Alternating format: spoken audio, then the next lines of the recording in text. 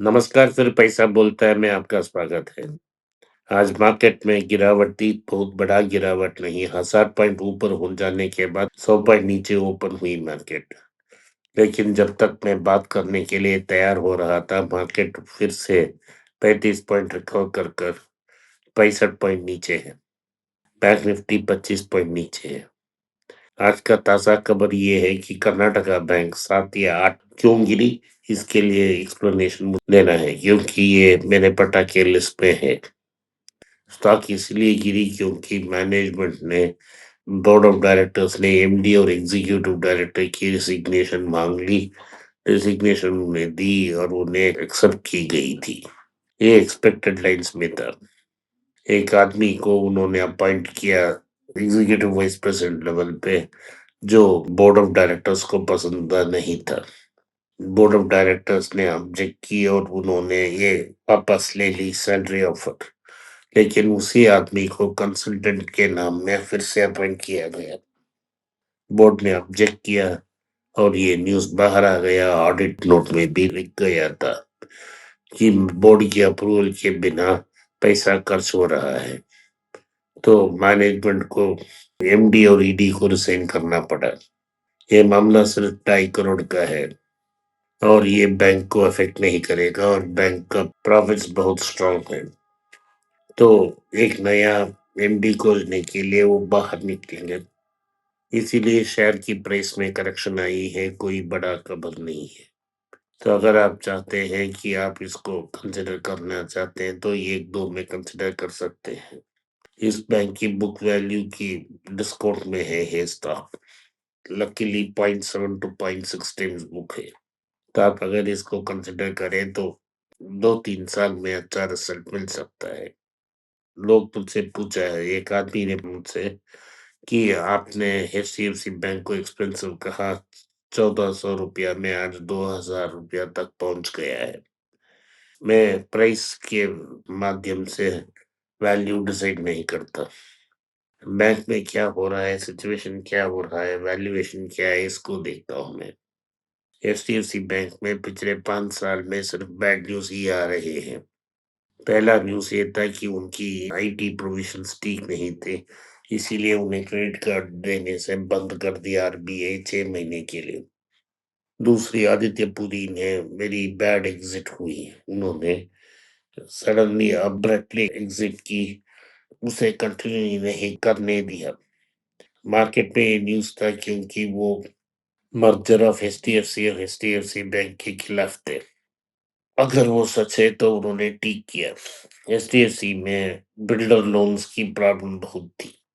जब एचडीएफसी ने shotgun merger की एचडीएफसी बैंक से, क्रेडिट डिपॉजिट रेशियो 100 के ऊपर चली गई। तो प्रेशर में आके एचडीएफसी बैंक को अपने चॉइसियस loans, personal loans, auto loans और क्रेडिट कार्ड लोन्स को बिकना पड़ा।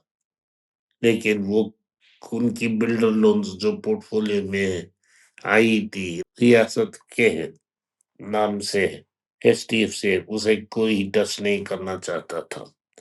ये प्रॉब्लम्स लोन्स हैं, इसे स्लोली ही रिकवर किया जा सकता है। इसीलिए एचडीएफसी ने एचडीएफसी बैंक पे टोक दी। तो इन सारी खबरें बुरी थी, लेकिन प्राइस इतना गिरा नहीं कि हम उसे कंसिडर कर सकें। लेकिन इंडसइंड बैंक में वैसे ही क्राइसिस में 0.7 टाइम्स बुक तक प्राइस गिर गई, इसीलिए हमने कंसिडर की थी। प्राइस के माध्यम से कितना ऊपर गया उससे वैल्यूएशन डिसाइड नहीं करता। क्या मार्केट में वैल्यू है जब वो गिरता है, वहीं से हम डिसाइड कर सकते हैं। आईसीआईसी बैंक के एग्जांपल को देखिए। चंदा कोचर की रेजिग्नेशन के बाद संदीप बख्शी ने टेक ओवर की। उसके बाद हमने वेट की। उन्होंने स्टेप बाय स्टेप रिफॉर्म किया, बैंक को टर्न अराउंड किया। हमें 3-4 साल पहले 300 या 400 रुपया में इसको कंसिडर किया, अब 1500 से 1600 हो गया। हमें देखना है ये है कि क्या हमारा जो इन्वेस्टमेंट्स है वो 3 या 4 गुना ऊपर जाती है। सिर्फ 20-30% के लिए खेलना अच्छा काम नहीं है। अगर इंडसइंड बैंक की जैसा ये भी बुक वैल्यू और बुक वैल्यू के नीचे आता तो हम इसको भी कंसिडर कर सकते थे एचडीएफसी बैंक को, लेकिन वो उतना गिरावट नहीं आया। जब वो 100,000 रुपया के नीचे गया, हमने कंसिडर तो ज़रूर किया है। अब एचडीबी फाइनेंशियल सर्विसेज का आईपीओ भी बाहर निकल चुका है। ये 17 टाइम्स ये सब्सक्राइब हुआ और जो ग्रे मार्केट प्रीमियम है सिर्फ 8% है। ये बहुत बुरी खबर है। अगर 30% का पॉप नहीं मिलता है, तो लोग को संदेह ज़रूर होगा इस बैंक के बारे में। लेकिन सब्सक्राइब तो हो गया, लिस्ट तो हो ही जाएगा और उसके बाद करेक्ट होगा। बुक वैल्यू के हिसाब से उस समय उसे देखना चाहिए। ये 3 और 4 टाइम्स बुक वैल्यू है। इसे कंसिडर करने से कोई फ़ायदा नहीं है हमें।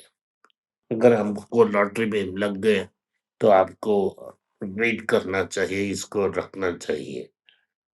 उसी समय hyundai ने बेहतर एक्सपोर्ट्स के कारण अपना प्राइस ऊपर किया है, 52 वीक की हाई के आसपास, लेकिन अभी भी आईपीओ प्राइस से कम चल रही है। तो अगला खबर ये है कि ब्रिटिश अमेरिकन टोबैको जो ओरिजिनल प्रमोटर थी आईटीसी की थी, उसके बाद रिलेशंस खराब हो गए हैं। आईटीसी में उन्होंने स्टेक को कम भी किया, लेकिन हमें देखने को मिला है कि उनको टोबैको एक्सपोर्ट्स आईटीसी से ब्रिटिश अमेरिकन टोबैको के लिए बहुत बड़ा बढ़ गई है। इस साल डिलीवरी और एडवांस के बीच 1800 करोड़ उनको मिला है, 1800 करोड़। ये बहुत अच्छी है क्योंकि सिगरेट्स बाहर जा रहे हैं, लेकिन सिगरेट मार्केट्स मेरे अनुभव में जहाँ मैं यूरोप में भी देख रहा था, लगभग 40% लोग स्मोक करते हैं। तो 10 साल सिगरेट किधर भी नहीं जाएगा। ये excess profits of next 10 years अंदर जाएगा और आईटीसी को मजबूत करेगा और आईटीसी का जो रिजल्ट्स है, वो उसको रिफ्लेक्ट करना शुरू कर देंगे। ऑलरेडी आईटीसी भारत का सबसे बड़ा फूड कंपनी है, लेकिन अगर 10 साल उनको मिलता है, globally one of the biggest players बन जाएगी आईटीसी। इसीलिए हम आईटीसी को कंसिडर करते रहते हैं। आईटी कंपनीज की रिजल्ट्स हैं जो पिछले 2 हफ्ते से उनकी दाम बढ़ रही है। उनकी रिजल्ट्स अगले हफ्ते तक पहुंच जाएगी हमारे पास, लेकिन रिजल्ट्स म्यूटेड होने की एक्सपेक्टेशंस है। तो बड़ा प्राइस मूवमेंट नहीं हो सकता क्योंकि ऑलरेडी प्राइसेस ऊपर चल चुके हैं। रिजल्ट्स अगले हफ्ते आ जाएंगे, हम डिस्कस कर लेंगे। अगले हफ्ते एक और इम्पोर्टेंट डेट है कि ट्रम्प की जो टैरिफ डेट्स है, जिन्होंने उन्होंने एक्सटेंशन दी, उन सब एक्सटेंशंस का अगले हफ्ते खत्म हो जाएगा। उसके बाद क्या ट्रम्प नेगोशिएशंस के कारण और एक्सटेंशन देते हैं, क्या उसे लागू करते हैं, इसे हमें वेट कर देखना पड़ेगा। अब तक चाइना के बारे में कोई संकेत नहीं मिल रहा है हमको, लेकिन ट्रम्प ने ट्रुथ सोशल मीडिया में कहा है कि उन्होंने उनके साथ एग्रीमेंट कर ली है। आज के लिए इतना ही। आपने इस पॉडकास्ट को सुना, इसके लिए मैं आपका आभारी हूँ। हो सके तो वीडियो को लाइक कीजिए, चैनल को सब्सक्राइब कीजिए और बेल नोटिफिकेशन दबाएं। इस वीडियो को अपने दोस्त और रिश्तेदार के पास भेजें और उनको देखने की आग्रह करें। नमस्कार, धन्यवाद, जय हिंद।